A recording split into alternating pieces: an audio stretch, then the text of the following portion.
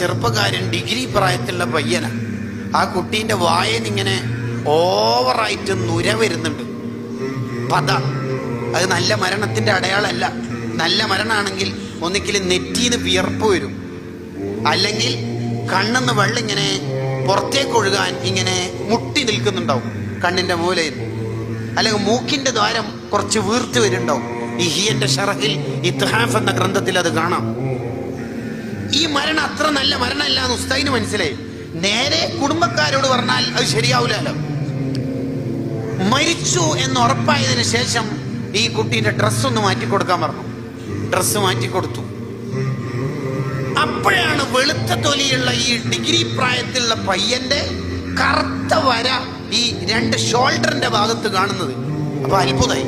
പെട്ടെന്ന് ഒരു കറുത്ത വര നോക്കുമ്പോൾ ഹെഡ്സെറ്റാണ്, ഇയർഫോണാണ്. അത് ഒരാൾ വെച്ചിട്ട്